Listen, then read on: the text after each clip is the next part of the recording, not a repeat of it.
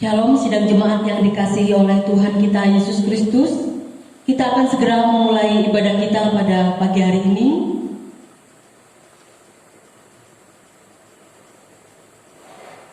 Kita akan membuka dengan satu pujian, Allah itu baik.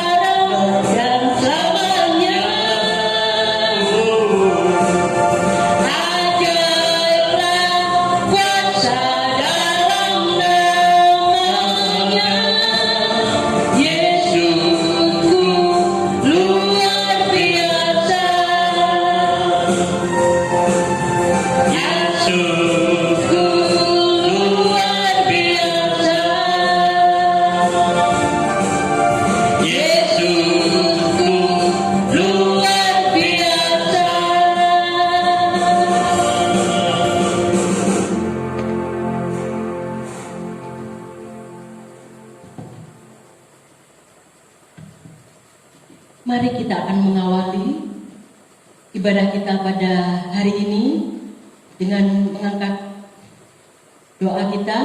Mari kita berdoa.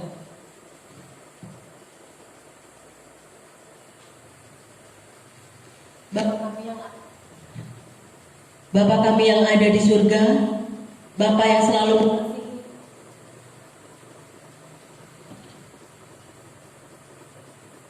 mengasihi dan menyertai kami setiap waktu, pada pagi, siang, malam. Pada hari ini kami mengucap syukur atas berkat dan pertolongan Tuhan, sehingga kami dapat berkumpul di tempat ini dalam keadaan sehat.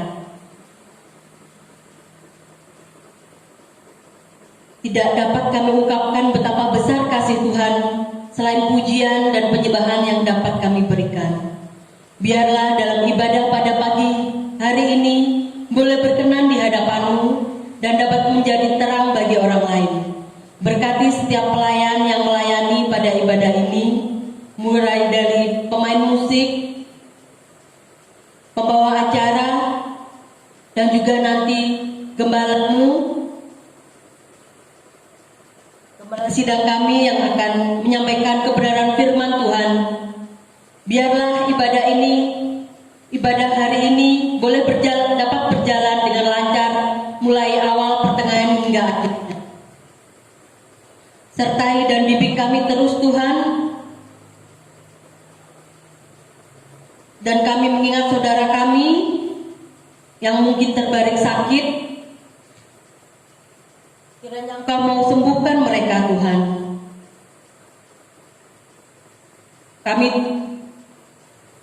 memulai ibadah ini di dalam nama Tuhan Yesus yang menjadi juru selamat kami yang hidup. Haleluya.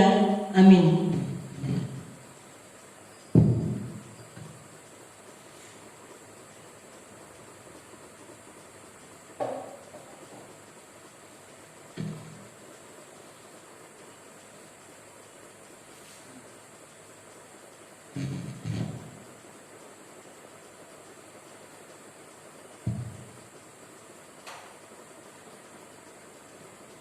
Kita akan melanjutkan dengan membaca Alkitab kita. Pembacaan Alkitab pada hari ini terambil dari kitab Yesaya. Kitab Yesaya pasal yang pertama, ayat yang ke-15 sampai yang ke-20. Mari kita akan membacakannya bersama-sama. Apabila kamu menadahkan tanganmu untuk berdoa, aku akan memalingkan mukaku. Bahkan sekalipun kamu berkali-kali berdoa, aku tidak akan mendengarkannya, sebab tanganmu penuh dengan darah.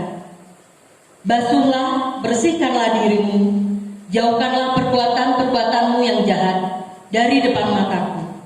Berhentilah berbuat jahat, belajarlah berbuat baik, usahakanlah keadilan, kendalikanlah orang kejam, belalah hak anak-anak yatim, perjuangkanlah perkara janda-janda. Marilah, baiklah kita berperkara. Firman Tuhan. Sekalipun dosamu merah seperti kirmisi, akan menjadi putih seperti salju. Sekalipun berwarna merah seperti kain kesumba, akan menjadi putih seperti bulu domba.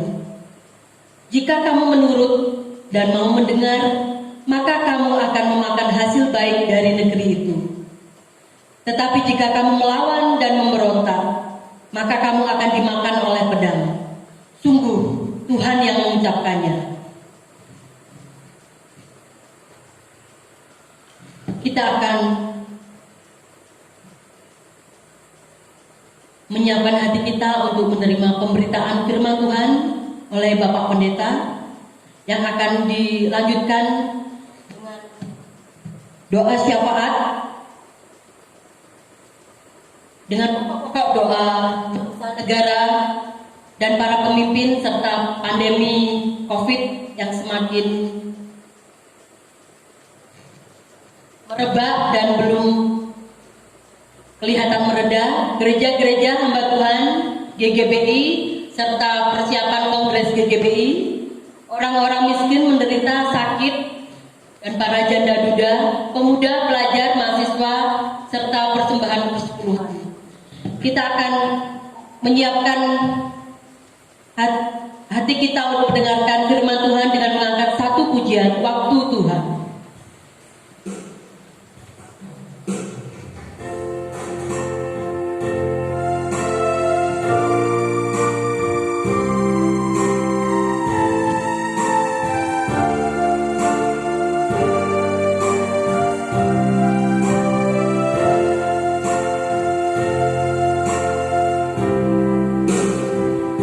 Bila kau izinkan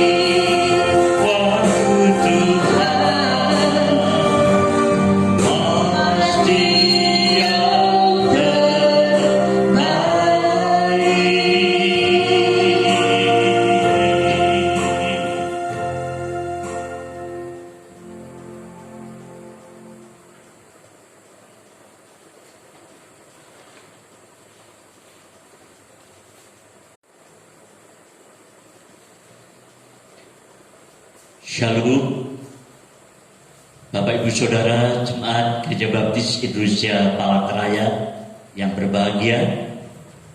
Mari kita berdoa untuk pemberitaan firman pada hari ini.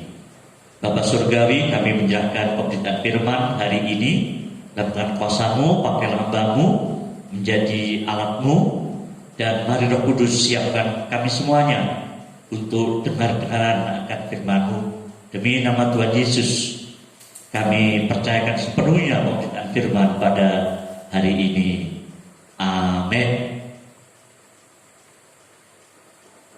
Judul dari khotbah saya pada saat ini adalah mempertajam doa.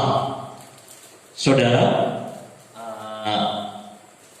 dari 3 minggu yang lalu ketika kita memasuki masa PPKM darurat di kota ini, khotbah saya selalu masih terkait dengan hal doa. Tanggal 11 Juli itu kalau tidak salah judulnya doa harga mati. Kemudian 18 paranoid, ngapain? Itu masih juga ada poinnya yang berkaitan dengan doa. Ketimbang paranoid, lebih baik berdoa. Kemudian minggu lalu judulnya belajar dari pandemi. Salah satu yang bisa kita pelajari dari pandemi ini adalah pandemi diizinkan Allah untuk setengah memaksa agar kita mau berdoa. Sekarang judul khotbah saya mempertajam doa. Saudara, mengapa doa perlu dipertajam? Karena terlalu banyak doa-doa yang diucapkan oleh umat Tuhan, oleh kita semuanya tak terkecuali, merupakan doa yang tumpul, doa yang gak efektif, doa yang tidak mencapai sasarannya, doa yang tidak berhasil guna. Saudara, doa yang gagal karena tidak bermuara pada pengkabulan doa atau tidak dijawab Tuhan. Artinya doa itu doa yang tumpul. Dan ini terlalu banyak doa-doa kita yang nyatanya tumpul. Kayak pisau, kayak pedang. Kalau tumpul untuk memotong, untuk mengerat, untuk menebas, pasti tidak mencapai sasarannya. Gak bisa tertebas, gak bisa terpotong, dan seterusnya. Karena tumpulnya tadi, maka tidak bisa tidak, kecuali kita harus pertajam lagi.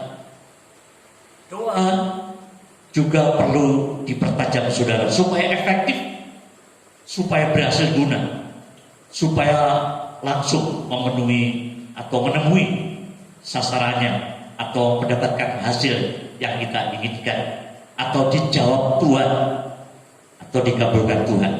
Ya, bagaimana supaya kita bisa mempertajam doa-doa kita, saudara? Yang pertama, hidup dalam pertobatan. Yang kedua, mau dengaran dengan Tuhan, dengan firman-Nya. Yang ketiga, sabar menantikan waktu Tuhan. Yang keempat, sikap penuh penyerahan. Saudara, mari kita lihat satu persatu. Tadi dalam Yesaya pasal 1 ayat 15, pemimpin acara telah membacakannya untuk kita. Saya ulangi lagi ayat yang ke-15. Apabila kamu mengadakan tanganmu untuk berdoa, aku akan memalingkan mukaku. Tuhan akan memalingkan mukanya apabila umatnya menadahkan tangannya untuk berdoa. Bahkan sekalipun kamu berkali-kali berdoa, aku tidak akan mendengarkannya, sebab tanganmu penuh dengan darah. Jadi yang pertama, supaya doa kita tajam, didengar Tuhan, dijawab Tuhan, dikabulkan Tuhan, itu kita harus hidup dalam pertobatan. Saudara, dipungkiri atau tidak, diakui atau tidak, percaya atau tidak, kita ini hampir tiap-tiap hari berkutat dalam dosa kita masing-masing. Dan dosa itu tidak boleh terus berulang-ulang dilakukan terus-terus, saudara.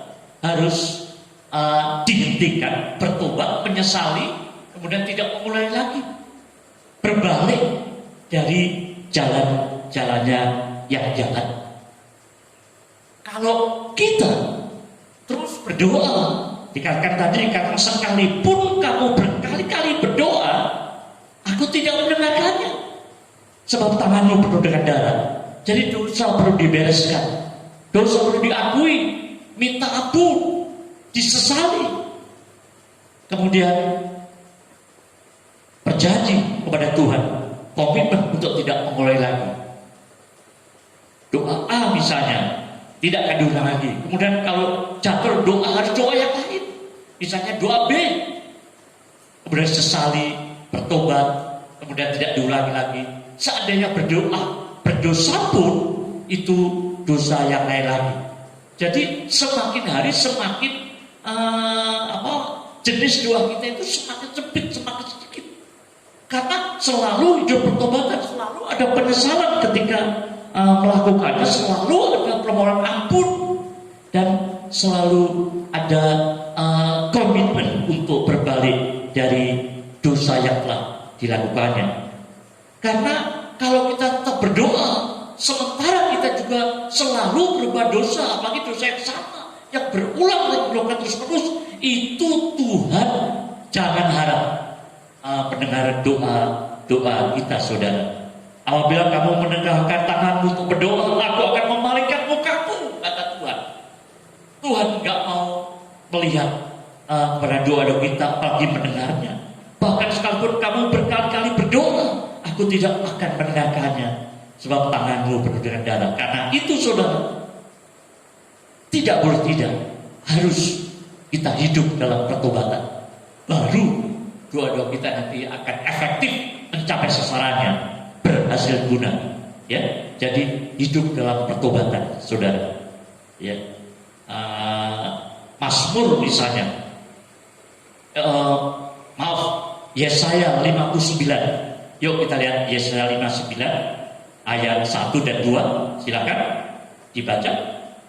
Yesaya 59 ayat yang pertama dan kedua. Sesungguhnya tangan Tuhan tidak kurang panjang untuk menyelamatkan, dan pendengarannya tidak kurang tajam untuk mendengar. Tetapi yang merupakan pemisah antara kamu dan Allahmu ialah segala kejahatanmu, dan yang membuat dia menyembunyikan diri terhadap kamu sehingga ia tidak mendengar ialah segala dosamu. Ialah segala dosamu sehingga ia tidak mau mendengar doa kita. Telinga Tuhan tidak kurang tajam, tangan Tuhan tidak kurang panjang menolong kita. Tapi karena dosa yang terus dilakukan, tidak bertobat, tidak berhenti dari jalan yang jahat itu, doa kayak apapun Tuhan tidak akan mau mendengarnya. Jadi harus bertobat, harus dihentikan doa satu persatu. Makin hari makin doa kita itu makin menyempit, menyempit, semakin tua kita usia itu harus makin sulit berbuat dosa, ya. Karena doa yang efektif itu memang membuat orang sulit berdosa, tapi dosa itu membuat orang sulit untuk berdoa, ya. Karena itu dosa harus dibereskan, ada pertobatannya. Mazmur pasal 66 ayat 18. Bahkan kalau itu masih berupa niat saja, niat yang jahat, niat yang dosa, itu Tuhan tidak mau mendengarnya. Silakan. Mazmur 66 ayat 18.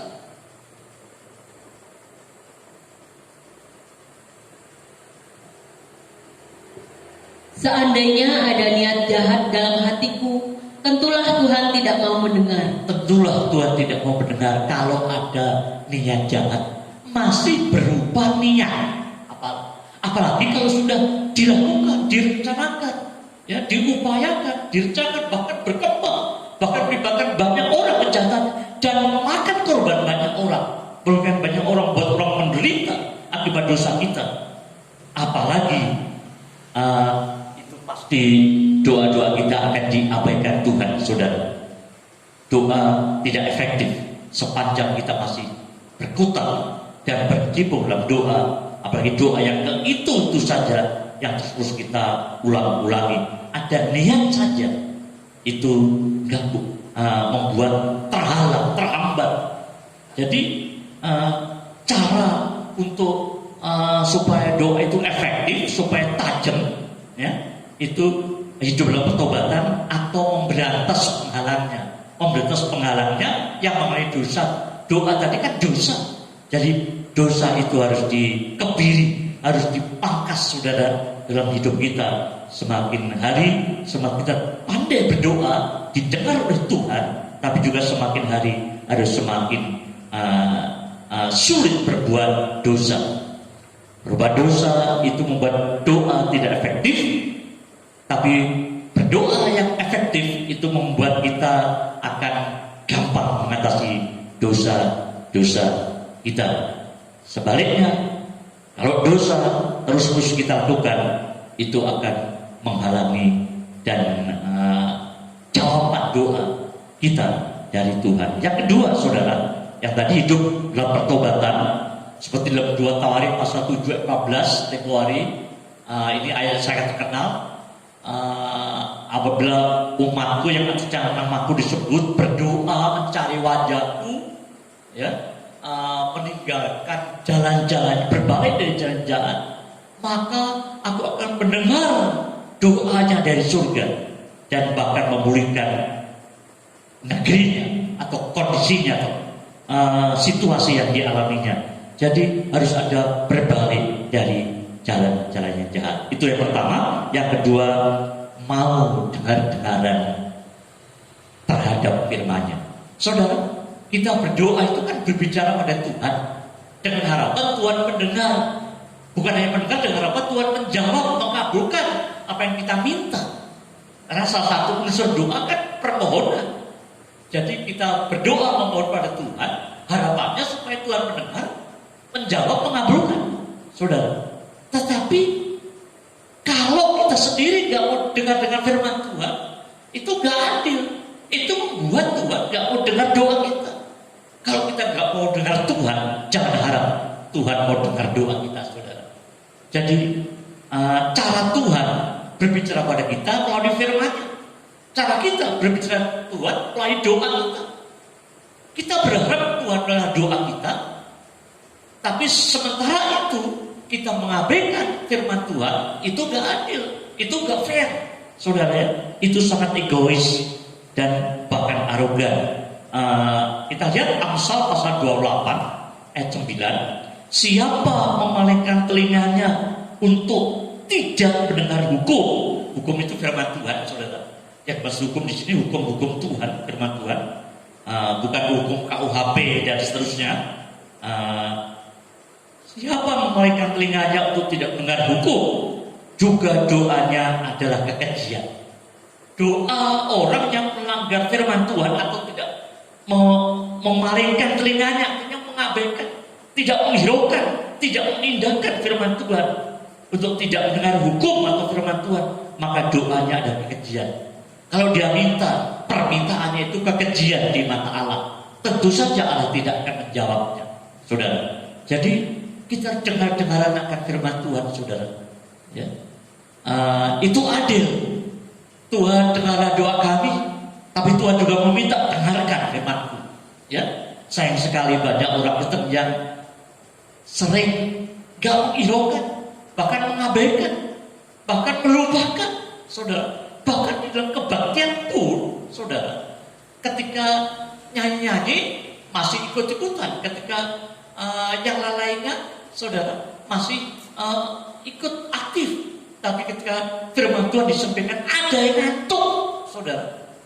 Ada yang ngantuk. Ini sikap yang tidak menghargai firman Tuhan, saudara. Mengabaikan, tidak dengar-dengaran, mestinya fokus, mestinya konsentrasi.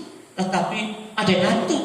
Malah di Alkitab itu Paulus berkhotbah berapi-api, Itikus jatuh mati, saudara. Saudara, itu suatu sikap yang sungguh egois, mementingkan diri sendiri. Ya, kalau pengennya dia itu doanya dijak Tuhan, tapi kata-kata Tuhan, firman Tuhan, ajaran Tuhan, peringatan Tuhan, hukum Tuhan tidak diindahkan atau memalingkan telinganya untuk itu. Tentu saja Tuhan gak sudi mendengar doa-doa kita yang kita panjatkan. Karena itu, mari dong kita dengar-dengaran senantiasa akan firman Tuhan. Ya, ada juga yang kalau ini firman Tuhan disampaikan ngantuk, ada juga yang ketika firman Tuhan disampaikan mereka khotbah sendiri. Mereka ada kadang-kadang ada, saya pernah lihat saudara, tapi bukan di Jumat ini, saudara, ketika berkhotbah ya ada 2-3 kelompok ibu-ibu atau bapak-bapak orang muda yang ngomong sendiri satu sama lain, rapat sendiri. Itu jelas sikap yang tidak menghargai firman Tuhan, tidak menghargai firman Tuhan, sekaligus tidak menghargai hamba Tuhan yang dipercaya Tuhan untuk menyampaikannya. Itu jelas tindakan yang tidak adil. Minta Tuhan dengar, tapi nggak mau dengar firman Tuhan, saudara. Itu jelas sikap yang egois, ya, mementingkan diri sendiri, enaknya sendiri. Urusan Tuhan, firman Tuhan, acuh atau mengabaikan. Tetapi pengennya, tuntutannya supaya Tuhan dengar segala doa-doanya, itu sama sekali tidak fair, egois, dan arogan. Karena meremehkan firman Tuhan itu arogan, saudara. Yang diremehkan bukan hanya pendeta yang menyampaikan, ya, tapi firman Tuhan, Tuhan sendiri yang punya firman itu. Ya. Firman Tuhan itu pikiran Allah, saudara. Ya. Itu akal budi Allah, ungkapan hati Allah. Ya. Nah, kalau kita mengabaikan itu berarti kita mengabaikan. Bahasa terkenalnya, bahasa populernya saja zaman dulu saya dengar ini, dengar-dengaran. Mestinya kalimat ini agak kurang pas dalam tata bahasa Indonesia yang baku, ya, dengar-dengaran. Tapi maksudnya supaya sungguh-sungguh dengar firman Tuhan. Ya. Nah, ini sudah lama saya dengar kata ini.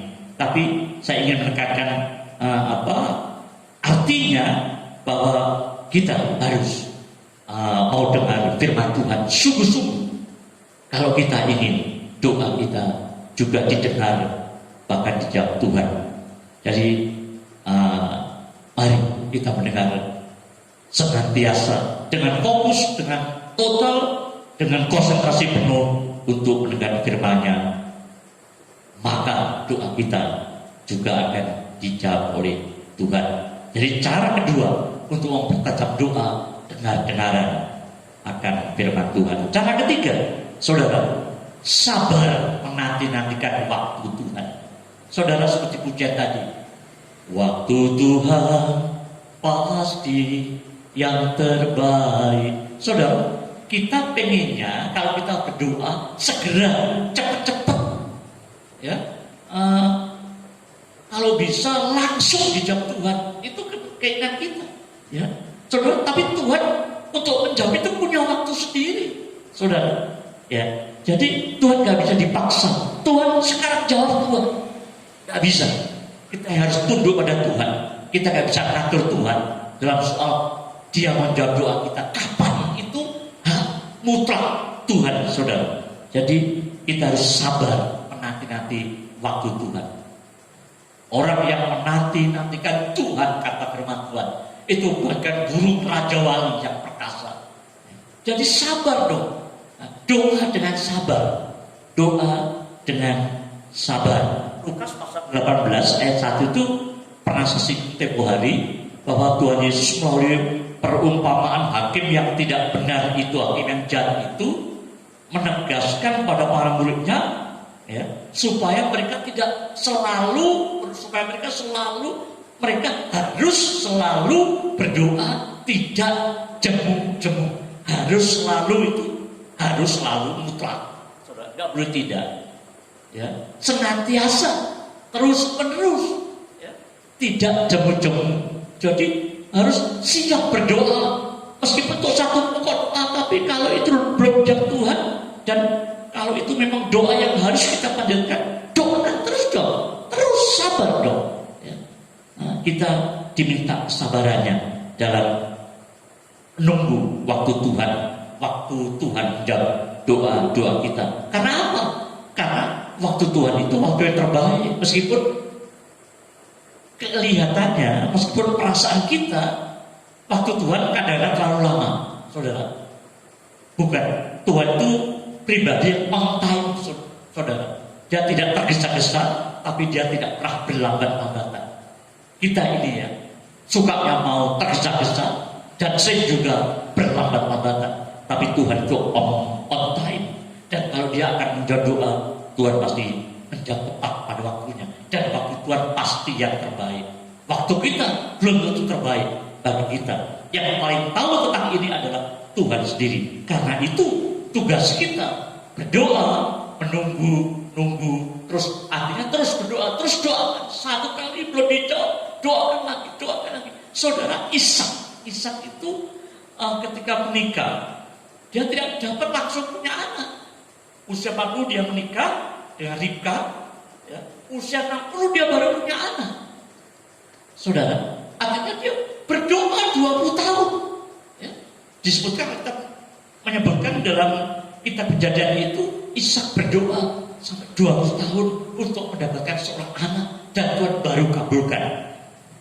Ishak sabar menantikan Tuhan.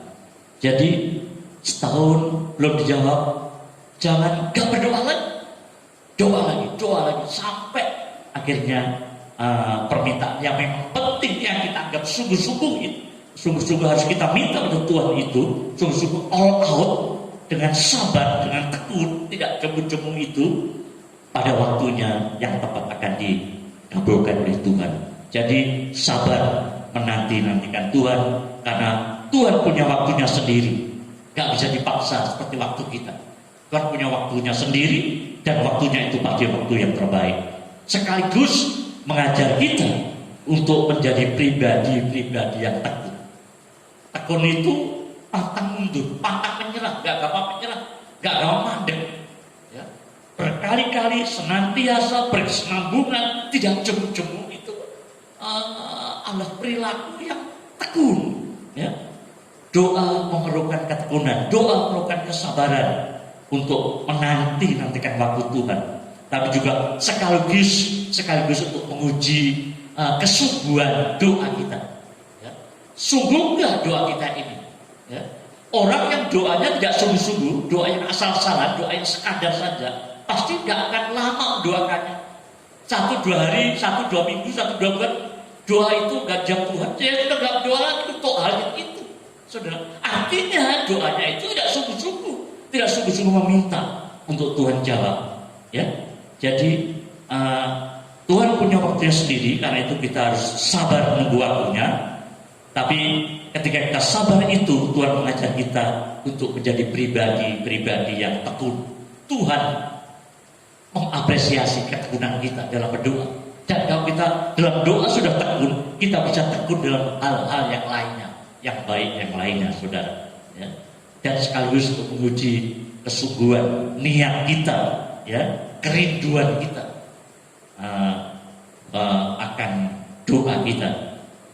Yakinlah, kalau kita nantikan Tuhan, akhirnya janda yang mengadukan perkaranya kepada hakim yang jahat itu dikabulkan juga oleh hakim yang jahat, saudara. Ya, karena tidak jemu-jemu, karena tekun, kan sabar.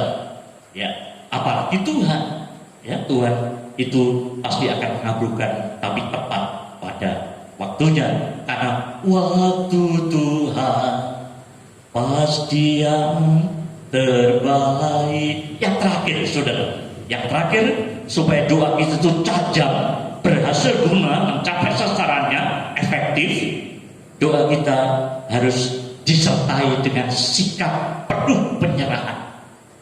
Tuhan Yesus dalam Taman Getsemani, dia berkata ketika dia berdoa all out kepada Bapaknya, saudara, Tuhan Yesus sampai berdoa demikian luar biasanya, demikian prosesnya, saudara, sehingga dia sampai berpeluh dan peluhnya itu seperti tetes-tetes darah, saudara. Tapi apa? Inti doanya, saudara? Inti doanya menyerahkan pada kehendak Bapa. Bukan kehendakku ya Bapa, melainkan kehendakmu saja yang terjadi. Saudara, kita sudah tekun, kita sudah hidup dalam pertobatan, kita sudah dengar dengan firman Tuhan, tetapi juga pada akhirnya kita harus menyerahkan jawabannya itu kepada Tuhan. Tuhan, terjadilah kehendakmu saja, bukan kehendakku. Ya, artinya kita harus doa kita harus berserah pada Tuhan. Ya, tunduk pada Tuhan dalam doa kita, bukan Tuhan tunduk pada kemauan kita, tapi kita harus tunduk pada kehendaknya. Dalam doa pun kita harus tunduk pada kehendaknya, menyerah.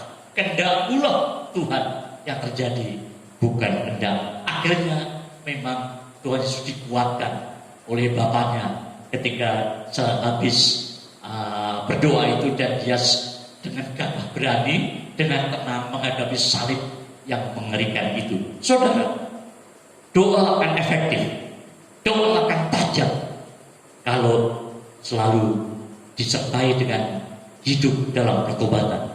Doa akan mencapai sasarannya kalau kita selalu mau dengar firman Tuhan. Doa akan mencapai sasarannya kalau kita terus-menerus menanti-nantikan waktu Tuhan, berserah kepada waktunya Tuhan. Dan yang terakhir, doa kita akan efektif kalau kita juga berserah pada jawaban dari Tuhan. Ya, waktunya Tuhan, jawabannya Tuhan. Kita tunduk, kita hanya meminta, kita hanya memohon, tapi yang menentukan adalah Tuhan sendiri. Selamat berdoa, saudara, khususnya di pandemi ini. Karena itu demikianlah firman Tuhan. Sekarang mari kita berdoa, bersyafaat untuk bangsa dan negara kita. Mari kita berdoa. Bapa Surgawi yang kami sembah dalam Tuhan Yesus Kristus, kami menyerahkan bangsa kami, pemimpin kami, pemerintahan Indonesia tercinta ini, khususnya dalam penanggulangan pandemi COVID-19 ini, yang sampai hari ini masih belum reda Tuhan, bahkan menunjukkan tanda-tanda meningkat. Tuhan, mari belas kasihani bangsa ini, tolonglah Tuhan, jamah bangsa ini, Tuhan selamatkan Indonesia ini dari ganasnya COVID-19 ini, sehingga kami semuanya, terutama pemerintah kami, bisa melakukan tugas kewajibannya sebaik-baiknya membangun bangsa ini, dan kami semuanya bisa kembali hidup normal kembali, bebas dari ancaman pandemi global ini. Tuhan, tolonglah sekali lagi Indonesia dalam tangan kuasa-Mu. Kami serahkan diri Tuhan dan para hamba Tuhan. Pakailah mereka semuanya menjadi agen-agen pembaharuan Tuhan. Pakailah menjadi alat-Mu untuk menggarami dan menerangi dunia ini. Tapi juga kami serahkan gabungan Gereja Baptis Indonesia Palangka, gabungan Gereja Baptis Indonesia, khususnya Agustus tahun 12 nanti akan melakukan kongresnya atau musyawarah besarnya. Berkatilah persiapannya, panitianya, biayanya, pesertanya, keputusan-keputusan nanti, prosesnya, dan hasil dari kongres nanti kiranya membawa kemajuan bagi pelayanan Gereja Baptis di Indonesia di bawah naungan GGBI atau Gabungan Gereja Baptis Indonesia. Berkatilah Tuhan gereja-gereja, para hamba Tuhan, dan Gabungan Gereja Baptis Indonesia dalam tangan kuasa-Mu. Kami serahkan juga orang miskin menderita sakit, terutama sakit yang sedang isoman atau yang terpapar COVID-19 ini, atau yang dikarantina di rumah sakit. Tuhan, kiranya Tuhan terus menjamah, menolong mereka semuanya. Mereka Kau kuatkan, Kau sembuhkan, Kau pulihkan lagi, dan supaya mereka terbebas dari belenggu pandemi ini. Tapi juga orang-orang miskin, kelaparan, menderita. Terlalu banyak orang-orang miskin ini bertambah-tambah akibat pandemi ini juga, Tuhan. Karena itu lawanlah Indonesia, lawanlah saudara kami hiburlah, tolonglah mereka, berkatilah mereka seperti Engkau memberkati kami. Kami juga berdoa untuk pemuda, pelajar dan mahasiswa. Berkatilah mereka, pakai mereka, siapkanlah mereka untuk menjadi tulang punggung bangsa ini, untuk menjadi andalan atau harapan gereja, tapi juga untuk menjadi pemimpin di masyarakat pada waktunya. Berkatilah masa depannya, cita-citanya, dan jauhkanlah dari godaan cobaan yang akan menghancurkan dan menjerumuskan masa depannya. Tuhan, berkatilah para pemuda, pelajar dan mahasiswa, khususnya yang tahun ini atau tengah tahun ini memulai sebagai pelajar ke tingkat yang lebih tinggi lagi, mahasiswa, dan biarlah mereka menyiapkan masa depannya dengan pertolongan Tuhan sendiri. Kami juga akhirnya menyerahkan persembahan dan perpuluhan kami yang sementara akan kami serahkan dengan cinta, dengan kasih sayang, dengan rela, dengan ikhlas, supaya Tuhan berkati persembahan ini menjadi sesuatu yang berguna untuk pelayanan di gereja ini dan untuk kemuliaan nama Tuhan sendiri. Terima kasih Tuhan untuk doa, ucapan syukur dan syafaat kami yang kami panjatkan di dalam nama Tuhan kami Yesus Kristus. Haleluya, haleluya, amin.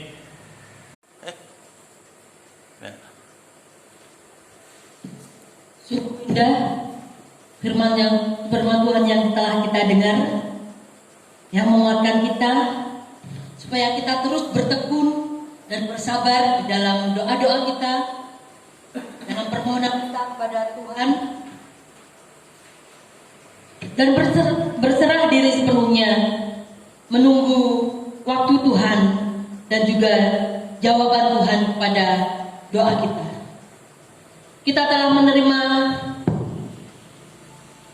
berkat rohani, tiba saatnya kita untuk menyerahkan berkat Tuhan yang telah kita terima melalui persembahan dan persepuluhan. Jemaat yang di rumah boleh mengumpulkan persembahan, nanti bisa dikirimkan pada gereja. Mari kita akan menyerahkan persembahan dan persepuluhan kita dengan mengangkat satu pujian, Jiwa Raga Kubaktikan. Nyanyian pujian nomor 297.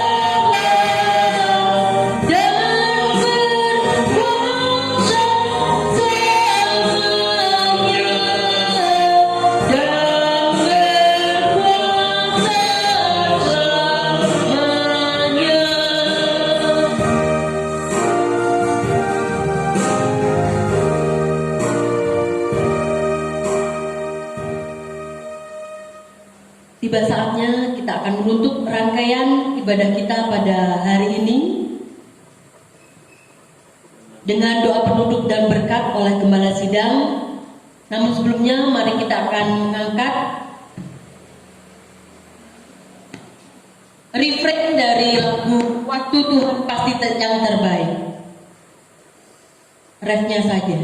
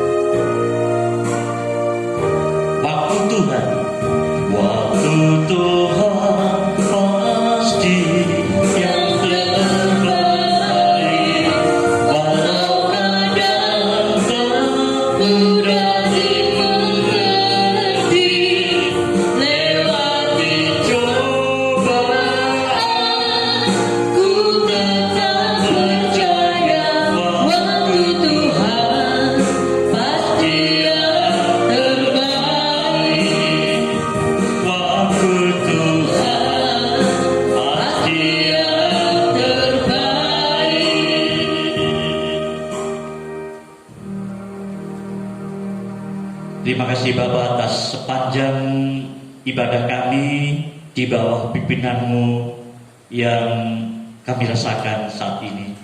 Terima kasih atas penyertaan dan berkat-Mu melimpah atas ibadah kami hari ini. Sebelum kami mengakhiri ibadah ini Tuhan, kami mengucap syukur karena lahir di Jumat ini seorang bayi perempuan yang mungil yang dilahirkan dengan sehat oleh ibunya, yaitu Nyonya Roswinda pada Sabtu tanggal 31 Juli 2001 ini. Semua keluarga, papa mamanya, juga semua tante-tantenya, tambi dan bueknya atau kakek neneknya, semuanya bersuka dan menyambut ini. Dan kami jemaat-Mu di gereja ini juga kami menyambut kedatangan jiwa yang berharga di mata Tuhan ini. Karena itu kami bersyukur atas pimpinan-Mu, persalinan Nyonya Roswinda berjalan dengan baik, lancar dan aman, semuanya sehat, dan biarlah ini menambah, melengkapi kebahagiaan rumah tangga, tapi juga akan melengkapi kehadiran anak-anak di gereja ini, karena mereka adalah pemilik kerajaan Allah yang telah Engkau terima sendiri, dan kami semuanya juga dengan sukacita menyambut mereka Tuhan. Terima kasih Tuhan, terima kasih. Berkatilah papa mamanya, berkatilah pertumbuhannya, dan kami serahkan tentang kuasa-Mu si cabang bayi yang baru dilahirkan itu. Kami juga berdoa untuk jemaat-Mu yang sakit, yang lemah, yang berkekurangan atau yang punya masalah-masalah hidupnya. Di dalam nama Tuhan Yesus, Kau memberi solusi, Kau memberi kesembuhan, Kau memberikan pemulihan, Kau memberikan limpahan berkat-berkat-Mu.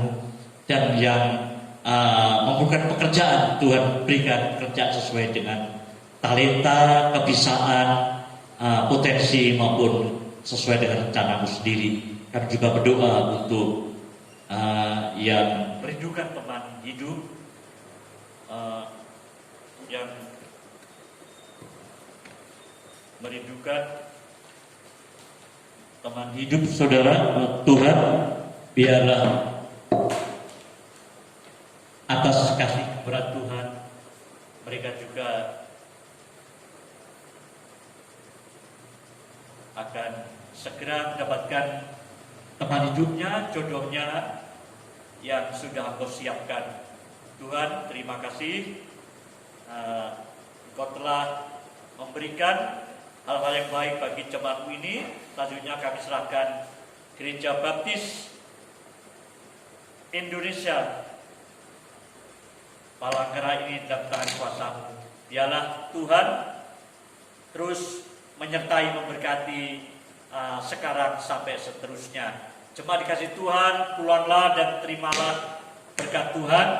Kiranya damai sejahtera dari tahta tertinggi, dari Allah Bapa melimpah atasmu, juga pengorbanan rahmat Tuhan Yesus Kristus, juga kuat kuasa bimbingan penghiburan Roh Kudus akan menaungimu sekarang, besok, sampai selama-lamanya.